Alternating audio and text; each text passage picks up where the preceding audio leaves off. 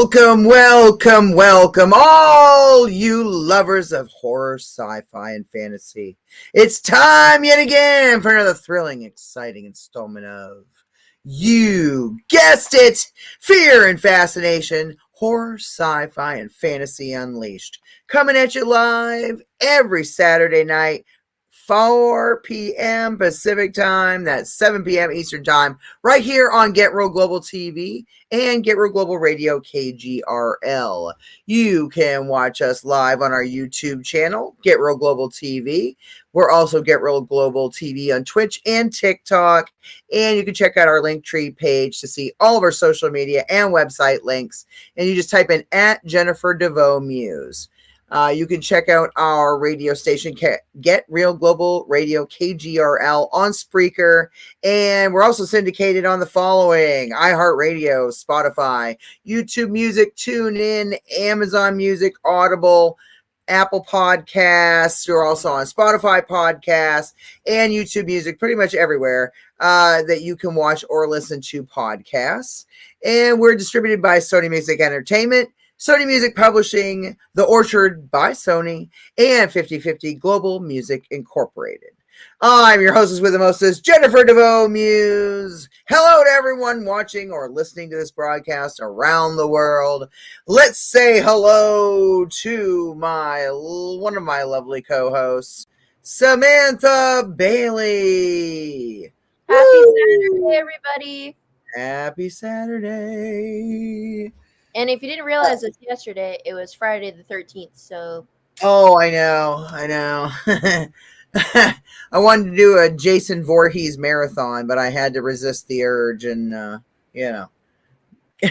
continue on watching House of the Dragon, which is the prequel to Game of Thrones. For all you George R.R. Martin fans. Anyway, so unfortunately, the sultry songstress Amy Bowman cannot be with us this evening because she is not feeling well. She's been really sick. So, and unfortunately, Shiler Staver, same thing. He's been yakking all day. So I am sorry to the Mac Daddy of Metal and the sultry songstress that you are ill. They don't live that far away from each other, so it doesn't really surprise me that there's some kind of a thing going on. A big old bug in SoCal or Middle Cal-ish. Yeah. MoCal. I'm just kidding. Yeah, no, they're like mid, they're a little below like San Francisco. Right. So still, I guess, technically Southern California. Yeah. They're about 4 hours north of Los Angeles. Right. Yeah. So how's your day going? My day, amazing. That is wonderful. And who doesn't like to make some money? Very true, very true. I'm very excited for today's guest here on Fear and Fascination, Horror, Sci-Fi, and Fantasy Unleashed. And I'm very excited for this one. It's author Stephen Joseph. And he is the award-winning book author of the the Snoodles series. It's Snoodles in Space. It's a book series that is captivating readers of all ages with its humor, adventure, and valuable life lessons. So his latest book is called Snoodles in Space, Episode 2: The Zoodles Strike Back. And that's the third installment in the beloved Snoodles series. So very excited to talk to him about this. And he said, they say that it appeals with humor and detailed illustrations, appealing to ages 5 to 99. So pretty excited about that one. And the book is ultimately about love and interplanetary marriage in it. And so it's gonna be fun. Like, I'm excited because this is like a sci-fi type of a thing. So I'm very excited for this one. But let's bring on our featured guest today, none other than author Stephen Joseph. How are you? Welcome to the party, sir. It's a party? This is a party? Oh, boy, it's The exciting. party. So we were just telling our viewers a little bit about what your newest project is, but could you tell us a little bit more about the Snoodle series? Oh Like, yeah, what does this I entail? can't. I wrote the books. I know No everything way. about the Snoodle series. Came to the right person. So, I started out with Snoodles, Cadoodles, Poodles, and lots of noodles. Oh, Starts the first book actually introduces us to the Snoodle, and you might, what's a Snoodle? The right. Snoodle. Well, before the Snoodle, everybody was driving around in Krautmobiles, which ran on sauerkraut.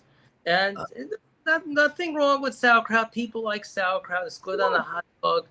But if everyone's driving around in these Krautmobiles, everyone starts smelling like sauerkraut and got pretty cranky. So Herbie Snoodleman invented the Snoodle, which runs on noodles. You could fill up. You go to Ramenoleum, fill up your Snoodle with noodles, and off you go. Not only that, when you get home, you press a button, you get a whole bowl of noodles for dinner. What could be yeah. better than that? Yeah. So, the second story was Snoodles in Space. A Snoodle, the Zoodle, Cadoodles, and one happy schmoodle, and that introduced us to the Zoodles, and Okay. the Zoodle Cadoodles. They're from the planet Zoodle, and they were run by Cloodle the Grand Roodle, but he had a problem. He had genius brain, which you might say, oh, genius brain, that's a good thing. But it's like athlete's foot. It's like a function of the brain. It's not very good. And Oh, also the problem on Zoodle, they used to have the most brilliant brain surgeons in the entire galaxy. And what happened? These brain surgeons would always poo-poo everybody. Oh, you're just a podcast host. It's not brain surgery, and it's just. And then they also had a problem with rocket scientists as right. well. Oh, it's not rocket science. So people got intimidated. All the Zoodles got intimidated, and after hundreds and hundreds of years, there was no brain surgeons left. Oh, So the Zoodles had a problem. Their Grand Roodle, Cloodle, the Grand Roodle, had genius brain, so they had to find like a brain surgeon to fix the brain, hmm. and they had, it was Norman Noodle and Sally Strudel. They were just bakers, but they always tell their kids, he didn't make it bad. Hey, it's not brain surgery, it's not rocket science. And it was Brianna Brainy Brutal and Ricky Rockadoodle, uh, Hmm. who happened to be great brain surgeon and a rocket scientist. So the Wow. parents were abducted by the Zoodles, and they placed these vacuum over planet Earth to vacuum up all the noodles from Earth and leave us completely noodleless. Which I don't know if you ever been noodleless before. It's a terrible. It would suck. All I Yeah, know. no, it's not. Yeah, no, it's not good. So they actually saved the planet, and Hmm. that leads to the third story where the Zulus strike back, and they weren't Oh. happy about how things turned out in the second book. Hmm. And this is actually a takeoff of Charlie and the Chocolate Factory. Oh, And cool. so what in this, like, if you remember, my favorite book, my favorite movie was the original Gene Wilder one, and I happened to be watching that movie, Charlie and the Chocolate Factory, and I noticed, we all know about like Charlie, he's a good kid, and oh Mhm. wow, like he gets the chocolate factory at the end. But these other kids, it didn't turn out too well for them. Mhm. And then the other thing about that, I noticed, there was a media frenzy surrounding the chocolate factory. All the TV crews, the paparazzis, the radio stations, the newspaper people, everybody was there. And I was guessing they probably did not get the best press in the world, Hmm. so so what happens, I said, well, let me like take those kids and make them heroes. And Oh, I love the concept of redemption. I right. have that in the first, second, and third book. So we have Frimpy Frumpy Fruital and Wimpy Whiny Woodle. Those are the two kids of Grumpy Grimy Grudelman, who invented the Grudel, which runs on gruel, and it's even stinkier than the Krautmobile. But Oh. yeah, yeah. But Wimpy Whiny Woodle, they go to the chocolate factory, and he has a Fitsy Witsy Pop-a-Doodle. So first he fits, and then he wits, and then he popped, and Wimpy Whiny Woodle had a Swizzly Twizzly Slime-a-Doodle, and then she swizzled and twizzled, and she turned into a bucket of slime. Oh, You know, that would but not they good. did the Slimer, which was good. You know, so they really, the newspapers roll over it. It was just, and kids made fun of them, and Mm. it wasn't very good. But they overheard a plot to poison the water supply and turn everybody into willy-nilly noodles and dilly-dally doodles, complete Mm. nincompoopadoodles, if you ask me. Mm. So they have to decide whether should we save the planet from everybody becoming nincompoopadoodles, or should we just like, hey, you know, like let everybody become dummies? They Mm. make the right decision, so it turns out okay. Okay, well that's Yeah. good. Yes. It kind of reminds me almost of the world of like Dr. Seuss with the rhyming and the. Yeah, I kind of like that. Yeah, it's like I would say it's Dr. Seuss. One reviewer says Dr. Seuss, Star Wars, and Willy Wonka put in a blender and like mixed together. Oh, but those are three amazing combinations. You Well, know, that's yeah, no, great. it's fun. It's fun. It's just like uh, I'm an attorney by day. I didn't plan on this, and Oh, that's awesome. it just happened. That's really great. So you're like this, serious attorney by day, and you're fighting in the legal system and doing all this stuff for people. And then by night and on the weekends, you're an author of, Yes, but no, that's amazing that you have that outlet. It kind of lets you have that fun side still, that, like I'm like a big kid or whatever, like that fun side, because you have to be serious all the time as an attorney. You know what I mean? That's like majorly serious stuff. You had to go to school for a long time, and there's so much to it, and you have to learn the laws of your state and the federal, and there's so much that goes into that. And then you get to have this outlet where you get to be goofy and write this awesome stuff that I know kids would definitely love those books. It sounds like something I would read to my grandson. it's fun. It's so much fun in terms of different characters, the voices, and the Oh, that's illustration.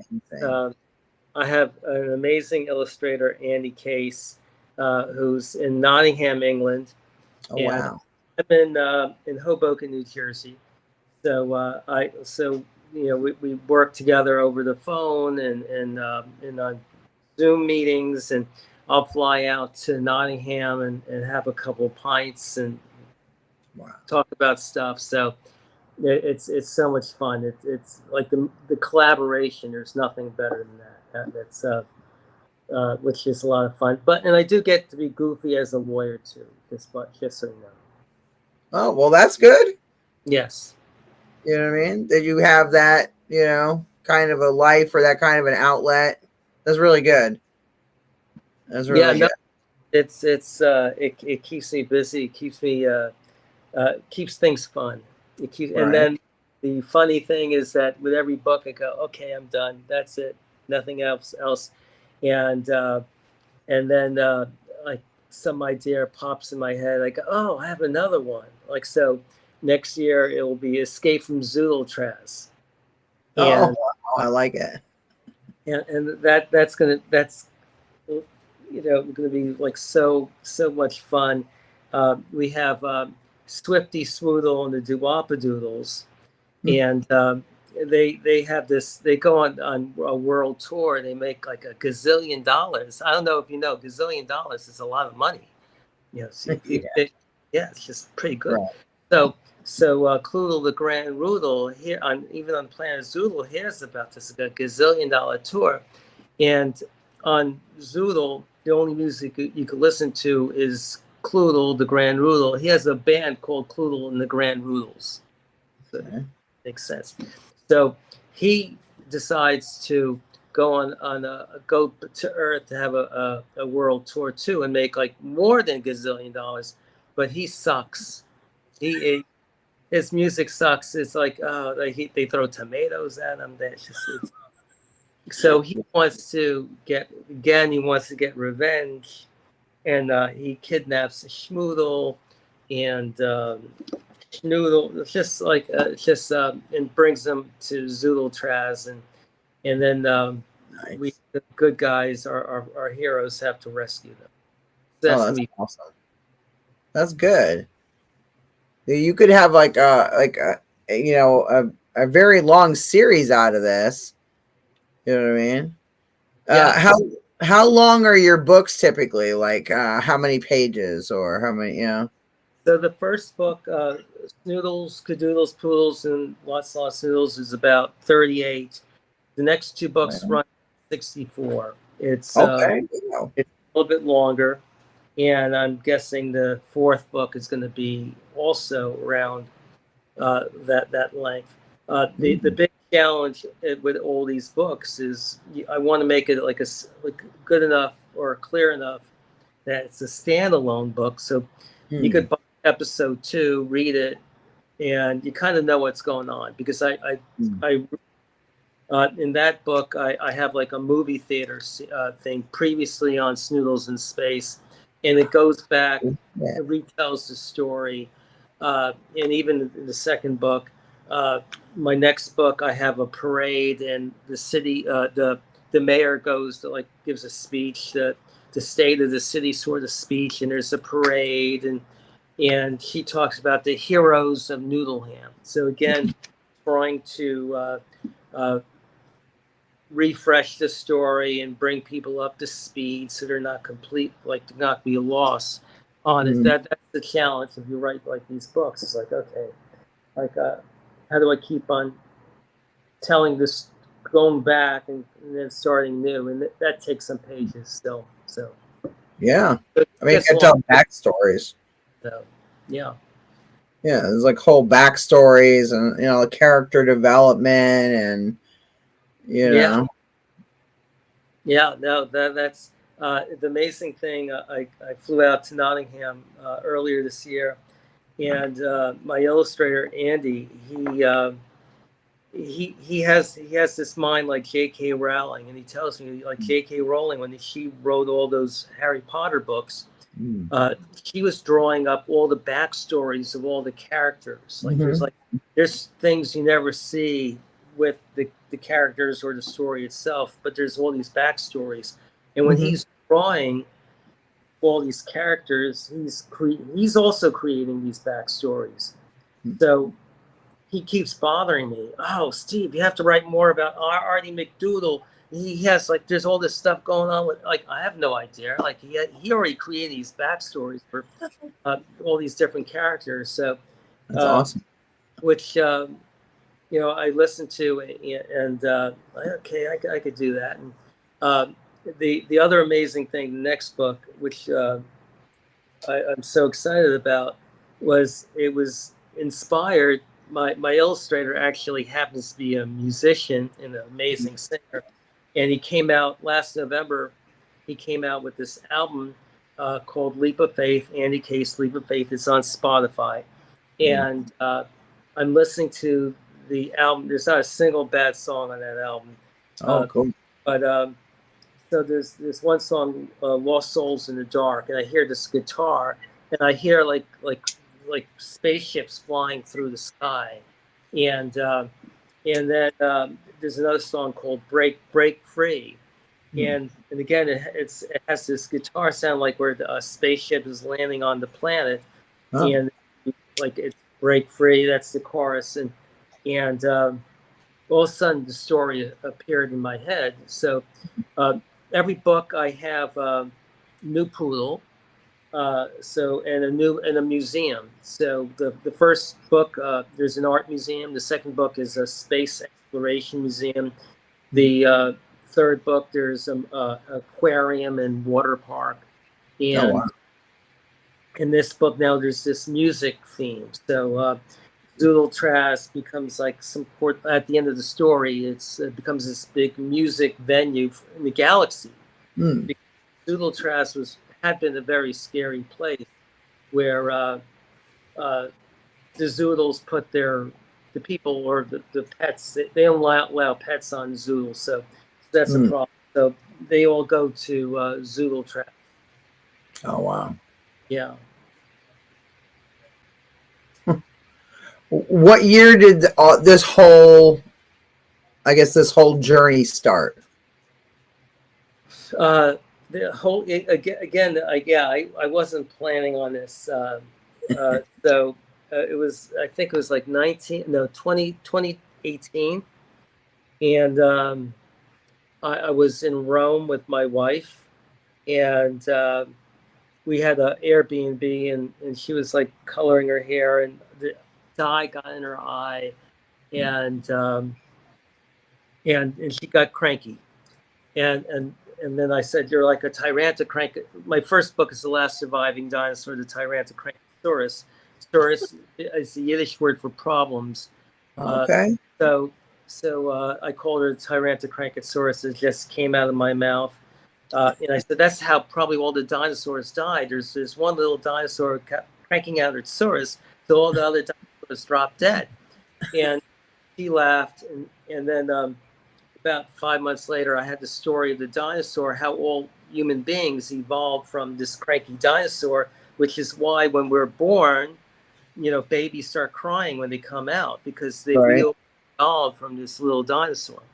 So, so after that, some reviewers said, "Well, you didn't talk enough about overcoming crankiness." And I said, "It's all about embracing our crankiness."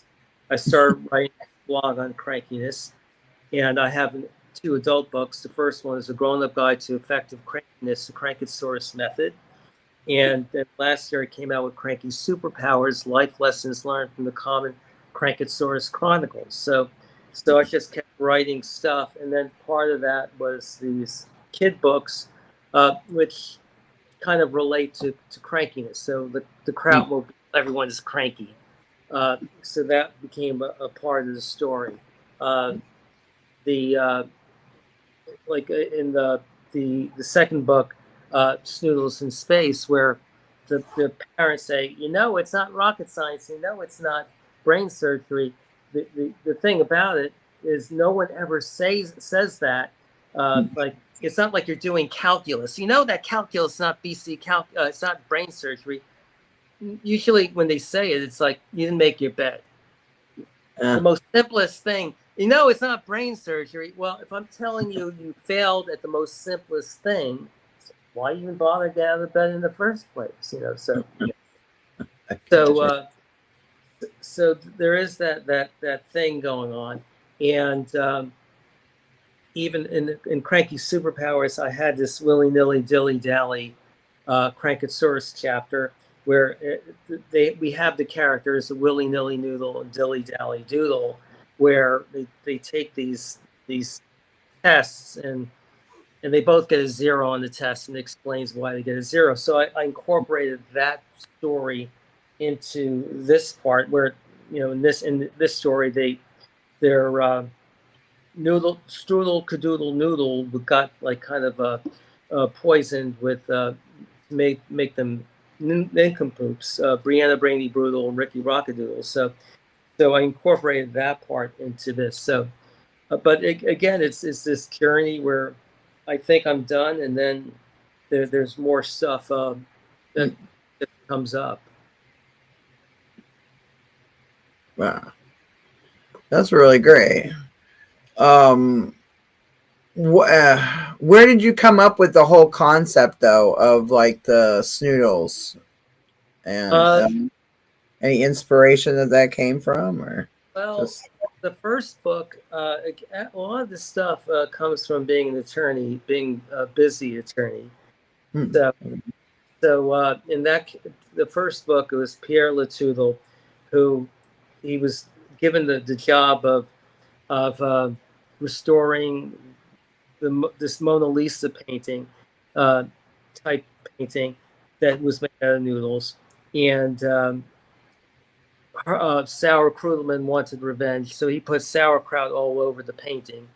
So he's an art restoration guy, and how he restores painting is by scratching the surface, Mm. and and no matter what he did, he kept saying, "I barely scratched the surface," and Herbie Snoodleman comes to see the progress. You barely scratched the surface, and it was like this busy time around COVID where I was like inundated with stuff, and I felt like I barely scratched the surface, and at the same time I was writing. I like cooking, so I had cooking class crankosaurus, so that was going on in my head, and I was thinking of like a food chapter, and then the game got into noodles, and then I was thinking of snoodles, and then I got poodles, and it kept coming.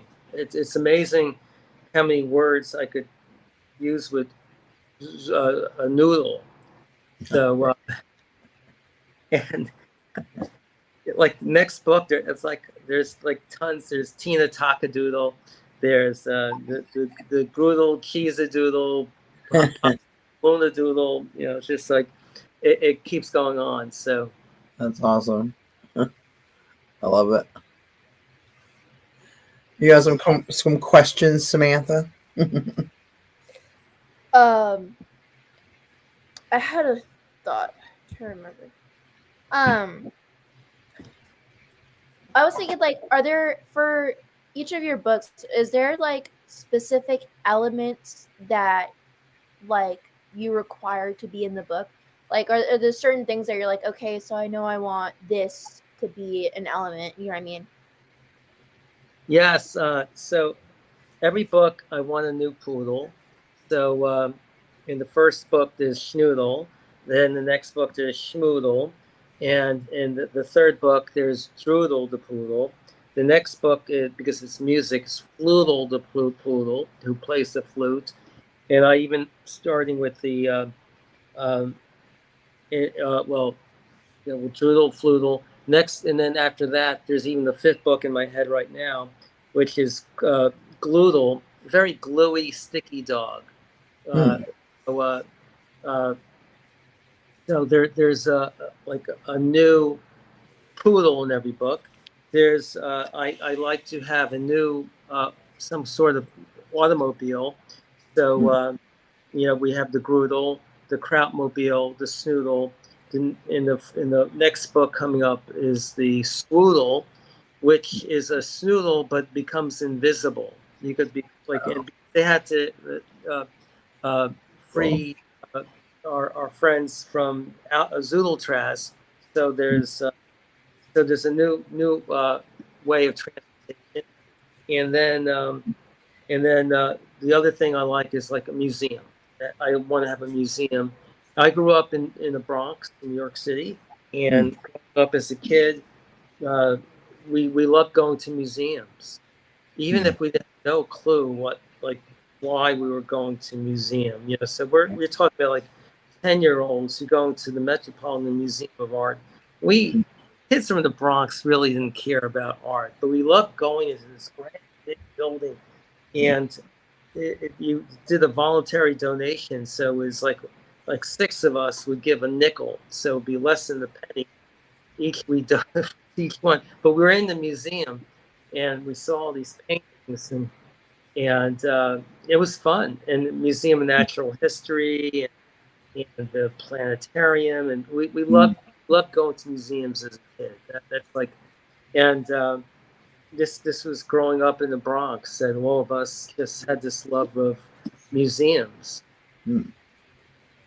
So that's part of my thing in these books, that people, is creating something, teaching people, being thinking outside the box, making the world better, and whether it's cleaning the waters, cleaning our environment, uh, having this wonderful place, this this wonderful world that the crazy world that all these people live in with crazy characters. And yeah, and the museums, that's part of it. Hmm. I like that. Yeah. Something you've kind of realized like those elements are important along the way, or did you know that starting out like, oh, these are things that I want to have in it? Uh, well, the first book, the first book, it just turned out that way, where the art museum, because a lot of the story focuses on uh, the desecration of this painting, this new art museum, and Sauer Krugelman lost his Krautmobile business, and he was kind of annoyed by that.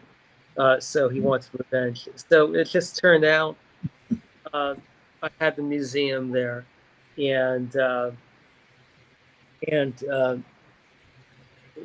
then things take off from there.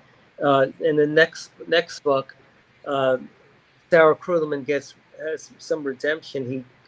He invents the prickly peppered purple propulsion powered pickle. Prickly peppered purple propulsion powered pickle, which you put one of these pickles in a Snoodle, and then you could do space travel. You could go 10 times faster than the speed of light. It was amazing. Just so so again, that allows for a museum. That was an easy one. And here, where like the third book, but the waters get clean, is okay. We're gonna have an aquarium. Um, so it's just like once I had the first museum, then it became like, okay, I'm gonna do museums, Hmm. uh, and uh, like that's part of the book, because I think museums are we need museums. It's just when you Hmm. like it's like a special trip when you get to go to the museum. And growing up in New York City, like I'll have friends coming, and then you have to do the tour. You take the Statue of Liberty, you take to this museum, that museum. Uh, I go to London. Oh, let's go to the museum. So I think that there's special places, and Hmm. they're kind of fun. Right. Yeah. Most definitely. I had see. I swear I have ADHD because my brain is like, I'll think something, then I'll forget it like 2 seconds later. Um, oh, I was gonna ask, is there like a specific process that you use in like writing these books? Like, does it just come naturally, or are there certain things you do that kind of help with invoking this creativity? Well, two things. I'm a runner. I run. Uh, a lot of the stuff when I go running, I'll run 2 hours, like like,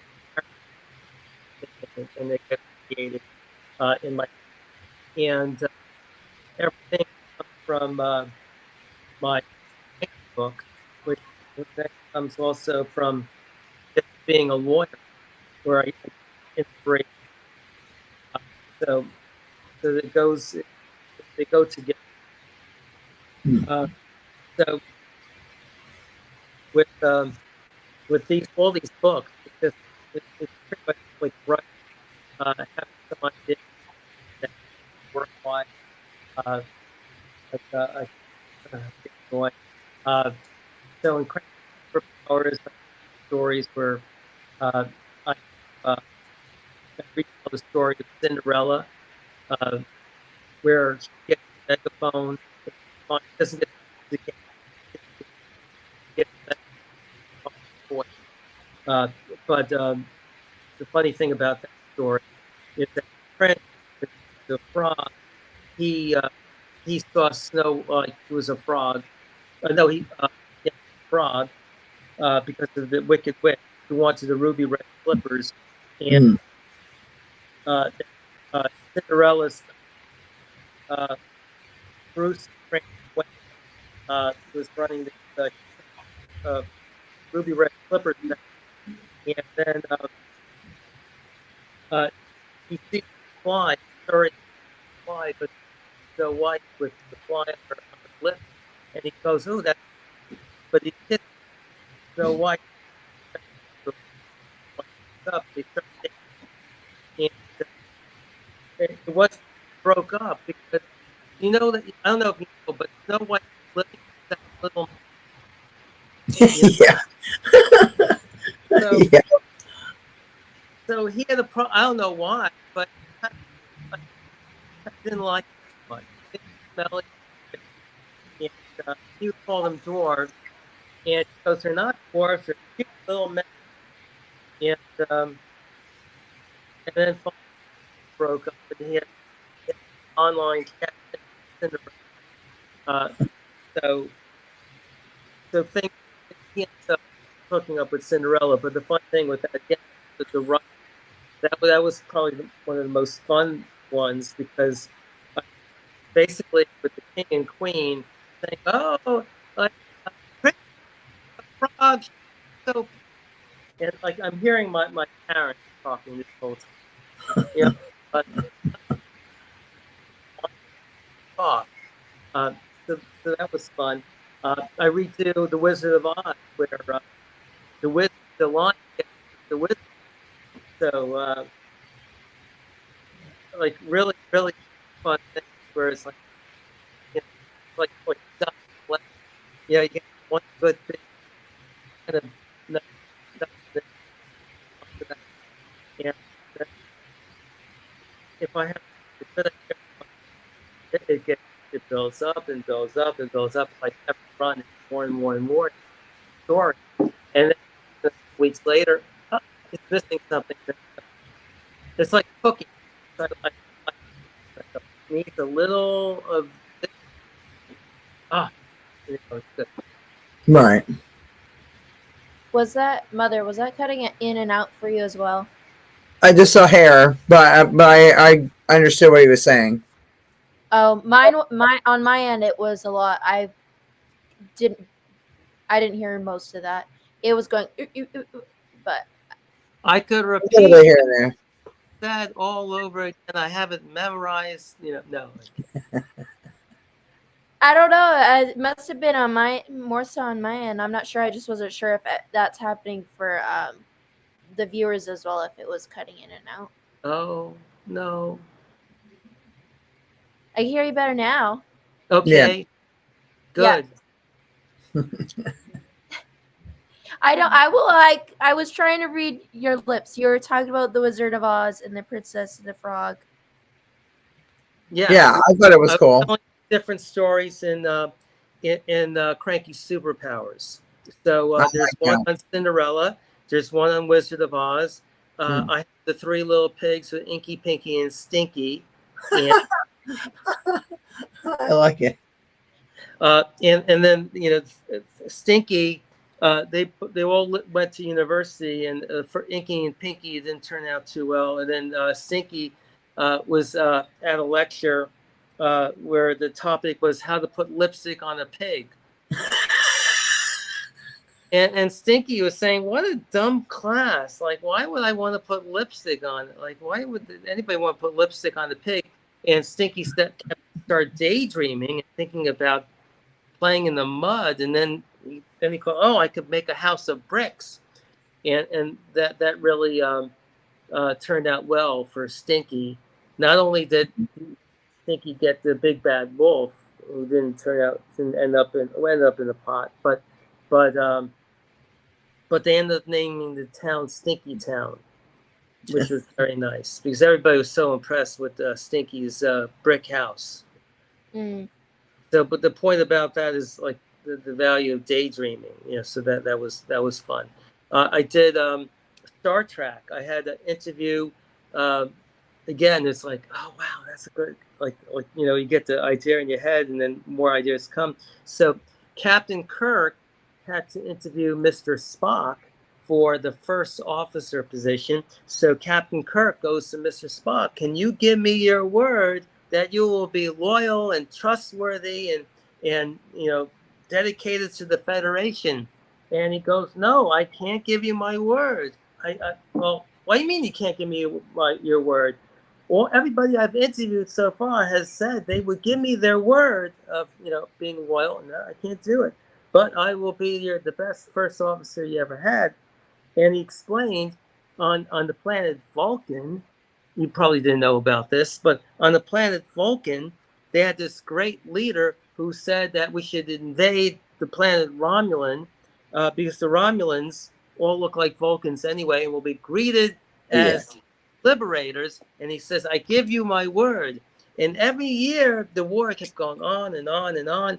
And he kept saying, I give you my word.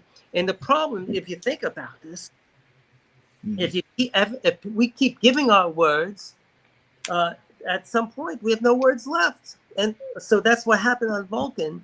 The leader and a lot of people who followed the leader all of a sudden couldn't communicate anymore because they gave all their words away. So the elders of Vulcan made it a law that you must keep your word. You can't give your word. If you give your word, especially if you're a politician, it's punishable by death. Which is so. But again, there's the lesson of again, keeping your word is more important than just giving it. So Okay. yeah. I like that. Like that. So, have you thought about doing like an animated version of this? So we have in the works Cinderella and the Froggy Prince. That's one book that we'll be doing at some point. If every time I have that book out there, and then I have another Snoodles idea, and Snoodles takes precedence. So um, he was like, I already had him started on Cinderella, and it's like, okay, no, I have another Snoodles book. Put it up to the side, and we're back. Or that's on the back burner. So yeah, we keep doing the Snoodles thing, and that's fun. And then I have a legal book I'm putting together, which because I do have my day job as a lawyer and I teach negotiation. I write about negotiation. So Oh wow. so that's another thing that I have in the works. And then I have this. I have a friend who's a trial consultant, and coming up with a story where she's in Paris and trying to. This person is wrongfully accused of murder, and she helps to save that person. So that's a completely different kind of story, but that's in my head as well. No, because I could completely see the Snoodles series being like a cartoon or like Yes, an animated type of a project. I yes, think kids would really like that. yeah. And in the next book, again with the state of the city sort of beginning to retell this city of heroes. And then all the characters of the previous books are these big giant balloons, like something in the Macy's Day Parade. And I said, I told my illustrator Andy, I said, Andy, my goal, it's a big goal, but I would love to wouldn't it be so cool if one day our characters were up in these giant balloons in the Macy's Day Thanksgiving Day Parade. So we're creating it in the next book, but that would be like such a fun thing. If you could imagine uh, something that started in your head that your illustrator is like, he's the greatest person ever, and he's just doing these things, and then I could fly him out to, like, from Nottingham to New York for Thanksgiving, and he could see what he drew in the sky, like big, huge thing, and just look. I fantasize about the smile on his face,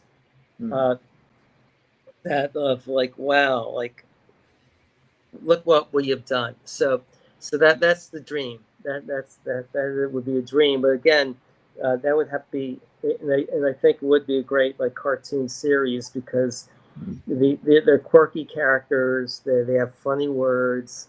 The Zoodles are ridiculous, uh, and what I've said, like my goal is to make something completely ridiculous, totally believable, and if you could fall for that, it becomes believable. The ridiculous becomes believable. I says like it becomes magical, and then anything is possible. That's how I put everything together.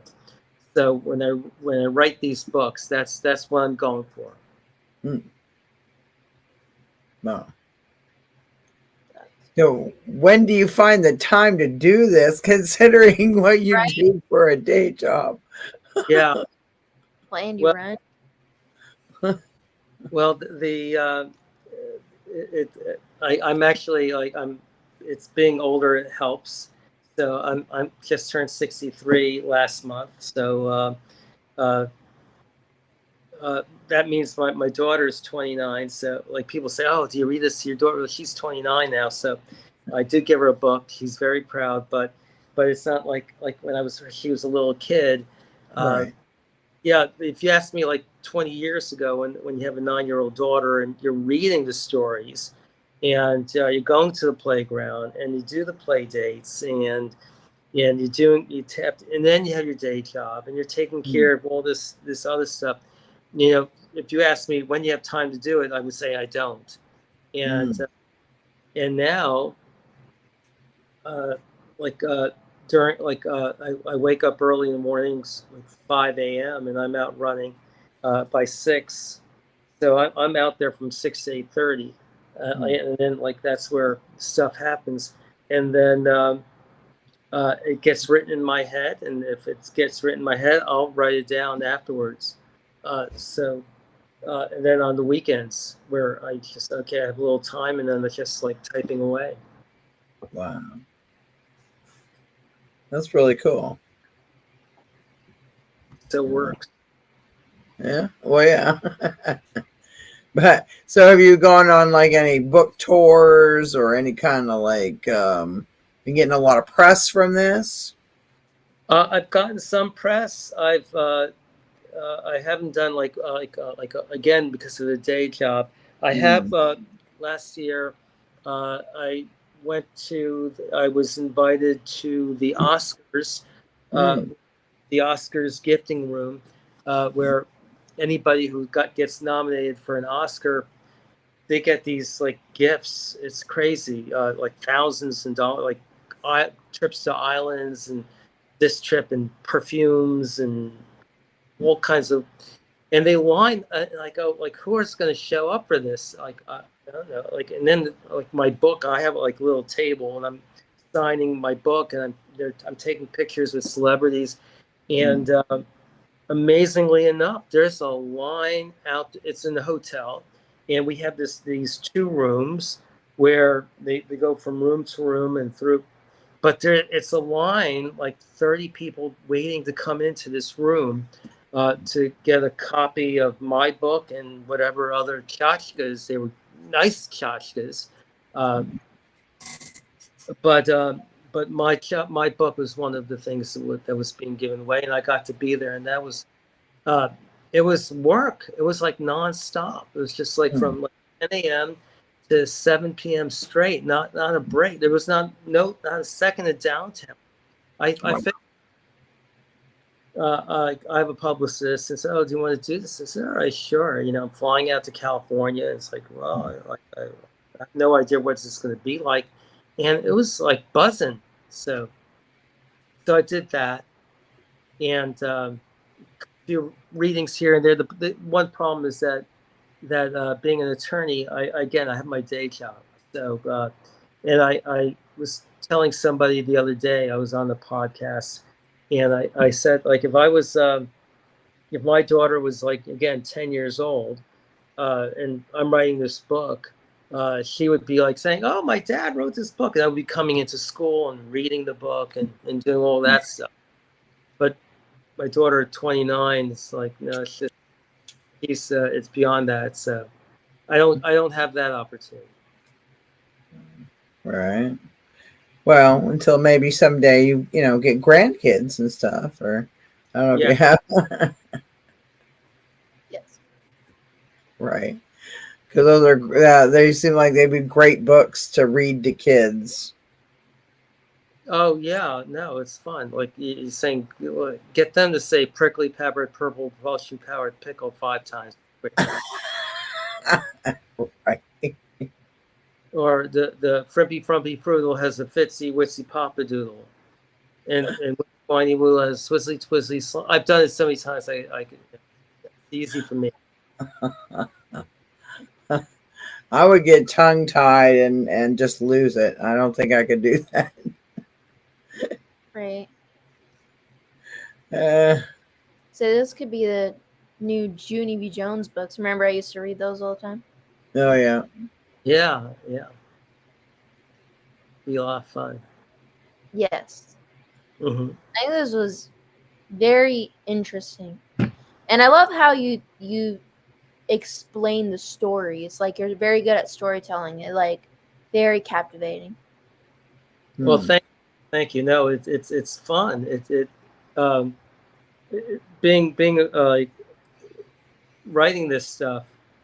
Uh, you know, when you write it, it's like wow, you just get you're just in the moment with the idea, and then it's like 6 months later, and you really what like how did they do that? What who like where did that come from? You know, so like did someone Hmm. put drugs in my drink? You know, like that. That's uh, I mean, really, I do think that sometimes it's just like how did that happen? But uh, it really it happens. So. Uh, Right.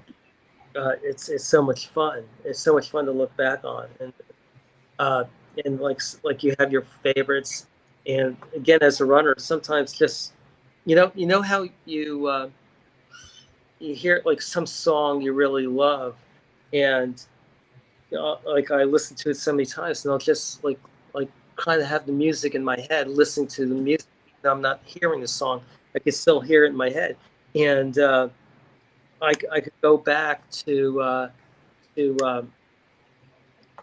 some stories I wrote, and like, wow, like I came up with that, and I just play in my head. And it's like, and it's a good feeling. It's a good feeling where you just uh, like replay your own greatest hits, just and kind of chuckle, and then you do that enough times, and all of a sudden you have another thing popping in your head that you didn't even expect.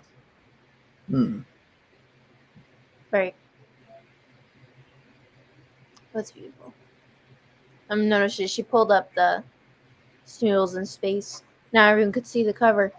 Yes. I thought people should see the art. You know, I like Yeah. the illustrations. You Amazing. know. Andy Case, he's incredible. He loves it. Uh, this he's like so excited to do this, and we're like two little kids, and just uh, having having that connection.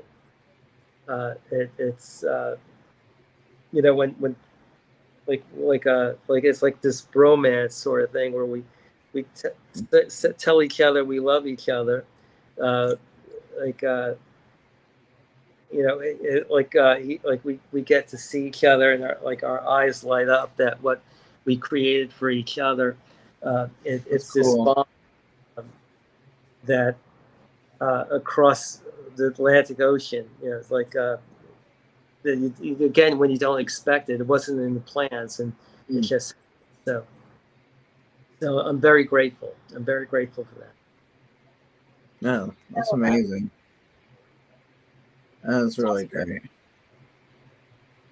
Yeah, especially when you get to do something like this, you know, as an outlet, not just as like for a living or anything like that.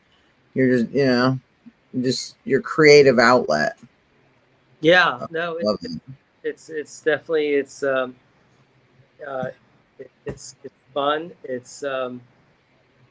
It helps me even with my day job, where you know just in terms of like being creative with my day job, a Hmm. lot of in my Cranky Superpowers books, I get inspiration, most of it from day job, uh, over and over again, and that leads to something. So, uh, Wow. yeah, it's fun. That's amazing. Oh, we want to thank you for being on the show today so much. Yes. Can you please tell everyone where they can find you? Like, where can they buy your book? Can they read stuff? Where can they find your social media and your website and all that? Well, first of all, thanks for having me. It's been great. It's a thrill to be here. And you could find all my stuff at StephenJosephAuthor.com. What you will find there is all my books. You'll find all my books there, where to buy them, where to go. It'll take you where you need to make a purchase. It also has this award-winning blog that I write on crankiness. There's actually 2 blogs. I just started. Actually, it's not started because there's 16 long posts, because it's going to be part of my book. But a lawyer blog, The Defense Can Now Rest. Which gives there's a F. Lee Bailey wrote the book The Defense Never Rests. I'm going to be writing a book The Defense Can Now Rest. So that's like a blog there, but the entertainment is on the crankiness stuff. That's where you're going to have a lot of fun, and you have it really incorporates all my books. All my books are good. Kind of find bits and pieces in that blog. Wow. I love it. We've had such a great time talking to you today. And thank you so much for being on the show. We really appreciate you and what you're putting out into the world. And I know kids would love to read this, and not just kids, but everyone. But thank you for sharing your creativity with us. We really appreciate it. Well, Yes. thanks for having me. It's been great. And now I got to read all of the books. I know, right? Now we're going to go have to go check those out. Yes. Look at all of them. All of them. Yeah, readathon. Yes. And thank you to Desiree Duffy for bringing you over to us from Black Chateau Publishing, as well as Shirley Oranan. I think I have to say it right. Oranan, Public Relations, Black Chateau. So appreciate all of you and your team for being on here today and for letting us into your world for a moment. So everybody, make sure you like, share, subscribe, and follow. Go download his books, purchase the books, go read them, be a supporter, tell your friends, kids, everybody to go out and check it out. Yes. Thank you. So, heck yeah, this has been author Stephen Joseph here on Fear and Fascination, Horror, Sci-Fi, and Fantasy Unleashed. And we've today been obviously talking more about the sci-fi elements of things. So thank you again, and go check it out, Snoodles in Space, or just in general, the Snoodles series of books. So thank you to everybody for watching today. We appreciate all of you. Thank you to my wonderful co-host, Samantha Bailey, and also for the sultry songstress, Amy Bowman, and Schuyler Staver, the Mac Daddy of Metal, will be back with us next week on another exciting broadcast. Until then, have a good night. Stay safe and go read a book. Or many. All of the Snoodles. Many books. Snoodles, and more Snoodles. Snoodles. Right. Say it 5 times fast. All right. Have a good night, everybody. Bye.